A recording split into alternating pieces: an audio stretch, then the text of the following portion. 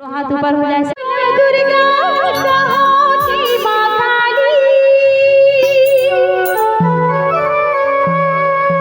चारों रात तोरी पुजारी ओ माता रानी, कामे चढ़ावो तोला दर्शन दे माता मोला, कामे चढ़ावो तोला दर्शन दियो।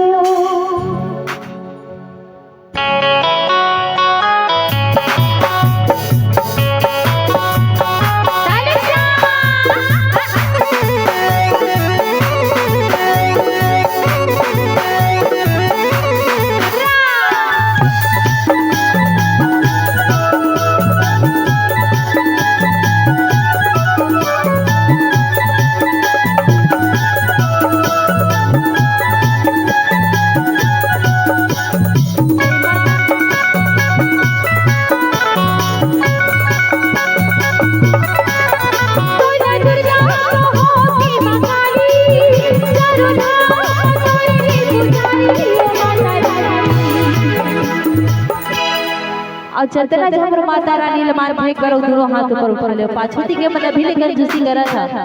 मैं देखा था जतका झन हां कोंटा के मतलब कहा था यहूदी के मतलब दोनों हाथ ऊपर उठा के कावे चढ़ावा तोला माता बोला कावे चढ़ावा तोला कावे चढ़ावा तोला माता बोला कावे चढ़ावा तोला सोना दुर्गा कहो कि मां काली, चारों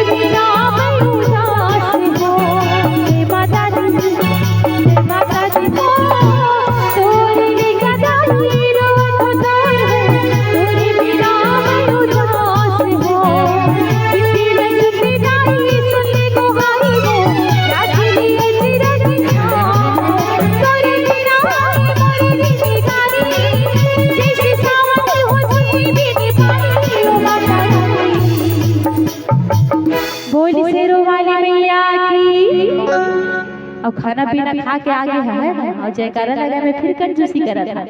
एक बार और जोरदार जयकारा लगाओ चला बोल शेरों वाली मैया की। और अभी गाना है मोर साथ में ये ढोलक नहीं बाजे ठीक है ना। चलो दोनों हाथ ऊपर उठा के ताली के साथ में गाना है सब चल रहा कहना है कामे चढ़ावा तोला दर्शन दे माता बोला कामे चढ़ावा तोला दर्शन दियो, कामे चढ़ावा तोला दर्शन दे माता बोला कामे चढ़ावा तोला दुर्गा कहो कि मां काली, चारों धाम रही पुजारी ओ माता रानी कामे चढ़ावा तोला दर्शन से माता बोला कामे जोर से कामे चढ़ावा तोला। इसने दर्शन मांगे तो पड़ोसी है तो को नहीं कर सकते। हाँ पड़ोसी ने चिल्लाए पर ऐसे तो कैसे जोर से चिल्लाते एकदम फलाना ऐसे माता ने चिल्लाना है तो एकदम धीरे धीरे गलत बात है भाई, जोरदार जयकारा लगाना है ठीक है ना। जय माता दी बोल साचे दरबार की, बोल साचे दरबार की, बोल चंद्रहासिनी मैया। और एक साथ कामे चढ़ावा तोला माता बोल कामे चढ़ावा